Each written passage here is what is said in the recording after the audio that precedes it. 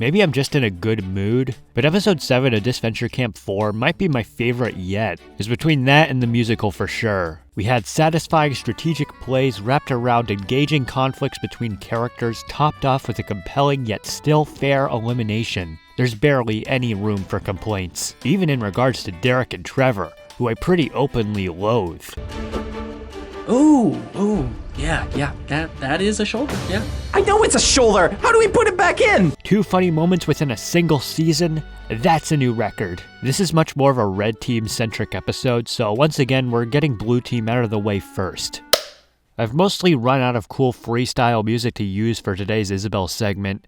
Take this generic YouTube background to remix soundtrack instead, which I guess is in line with how half-assed I'm gonna be due to the stagnation of Isabelle's current run. There's some cool shit, don't get me wrong, but the waiting game is starting to grow stale and my current enjoyment of her character can only excuse her to a certain extent. But hey, she finally proposes an end to the girls' alliance. That's great, since those 5 are overdue for a more challenging vote, and the way this proposal is brought up happens super fluently as well. She inferred Natalia, Logan, and Richard were up to something fishy using her wits alone. It happening in a literal confessional was also pretty cute, and acted as a method to get Natalia to come to the decision of breaking the alliance herself. That's so cool, since it amps up Isabelle as a pretty strong mental competitor and encourages Natalia to create a compelling conflict in the game, which I believe she desperately needs. But moving on, is this channel a safe space for me to vent my beliefs? Because fuck it, I am so scared Isabelle is gonna be the next boot. All because of how much they're playing up her beef with Linda. I've seen several people point out that laundry scene as a sly opportunity to take Isabelle's idol, and with that thought planted in my head, I'm not going to be able to go into the next episode feeling secure. Please don't set up something cliche like Linda stealing the idol and killing Isabelle in the very same episode. We got that in Total Drama, and to call that decision divisive would be an understatement. But still, Isabelle not being a fan of Linda is quite funny, just because Linda is somehow able to fuck over every respective member on her team in some unique brand of stupidity that's different from the last. That's what makes Linda so compelling. She isn't much of a challenge beast either, so there's really no excuse to keep her, which, mind you, is a good thing.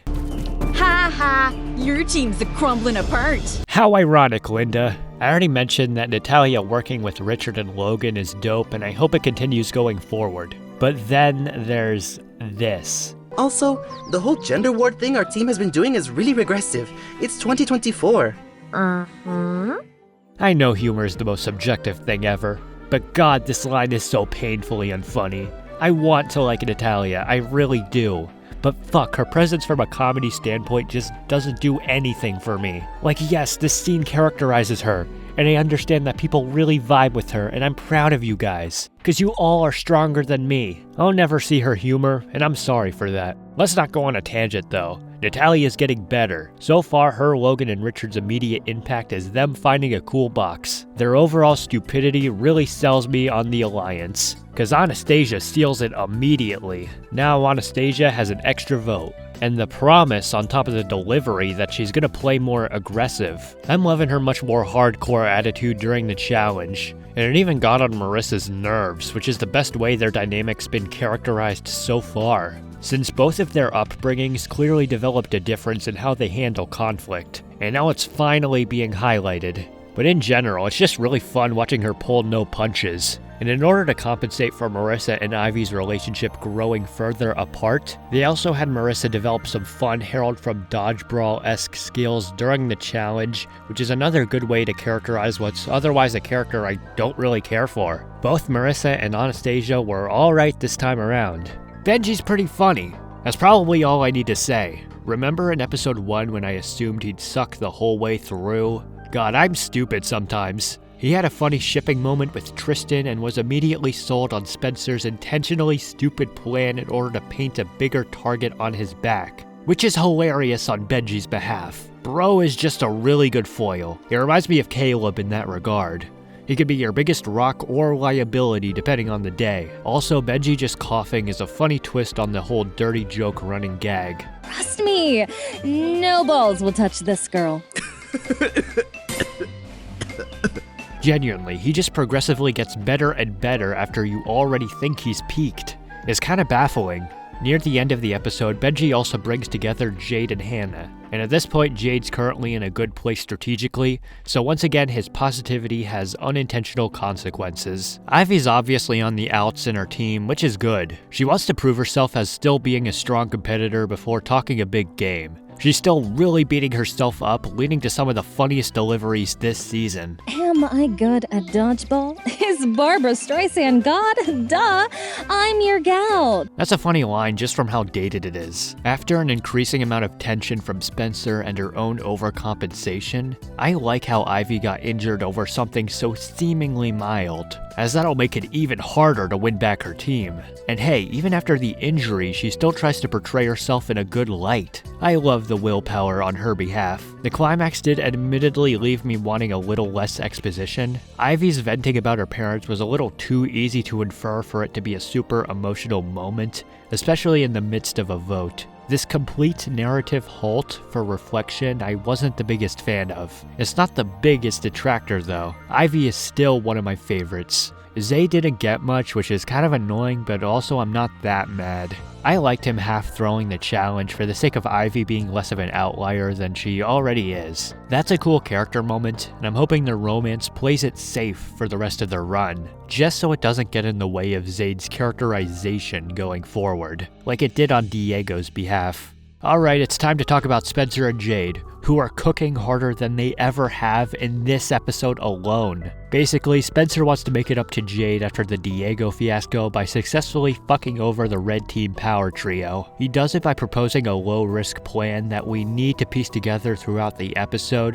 which I've mentioned before is a good writing tactic. Jade makes it adamant that she still doesn't trust Spencer, but letting him know that won't do her any good at this point in the game, which I like. The main context clue we pick up on is Spencer's blunt disdain towards Ivy and his overall haste in trying to kill her, which we saw at the very start with Benji and Tristan. Hannah then points out how hard Spencer is trying to get out Ivy to make them think his plan backfired, before then pulling out Jade's idol, which I genuinely forgot was a piece of the story up until that point. We can infer that Jade gave the idol to Spencer, which finally conceptualizes how hard he's being on Ivy. This is one of the benefits of a slower paced season compared to Total Drama's current 13 episode pace. There's so much more breathing room in this plotline alone. But most notably, there were 6 votes for Spencer, meaning Jade is intentionally hiding her big play. That was so cool! I love how much they both complement each other as different types of strategists, Spencer being much more bold, while Jade's content with playing it safe.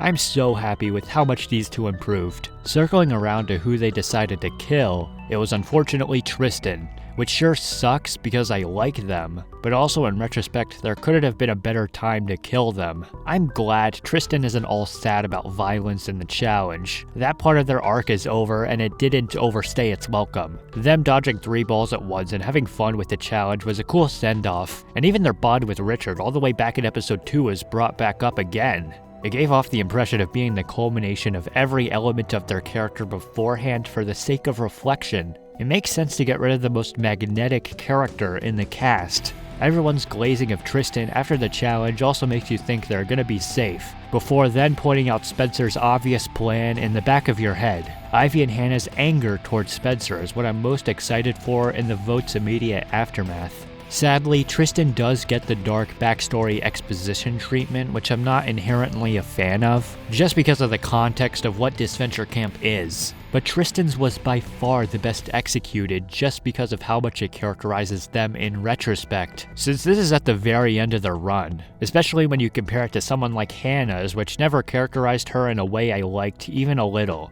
I guess she's caring? I don't know. It's kind of hard for me to differentiate how good Tristan's backstory is in contrast to how much I dislike Hannah's, but the best way I can express my own opinions is by saying Tristan's backstory gets us to reflect on every character moment we've seen beforehand, while Hannah's feels mostly tacked on to too many scenes of exposition. Like sure, both of these stories don't have a narrative purpose, but Tristan's being at the very end of the plotline leads to me making more excuses, I guess. At the end of the day, Tristan was a perfectly paced competitor, and their elimination didn't leave me needing or wanting any more. They could have dragged out so many parts of their character, such as the disdain towards violence or their fucked up past, but no. As soon as we learn these aspects, we go right towards their next impact in the story. The only gripe is I didn't feel much towards Ivy and Zade's third wheel dynamic, just because it didn't do much for the overarching story, other than give a moment for Hannah. But other than that, Tristan was a great early game support towards everyone, and their inherently simple archetype complemented the game perfectly,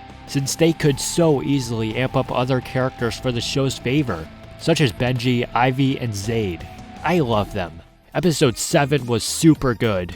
I decided to redo my tier list just because of how much nearly every character has improved, to the point of the tier list looking too lopsided based on how I had it beforehand. Hope you guys are okay with the shorter video this time around, but after last episode's double review, I believe this to be a good balance. I'm looking forward to what's inevitably going to be a blue team centric episode next time around. I love you all and good night.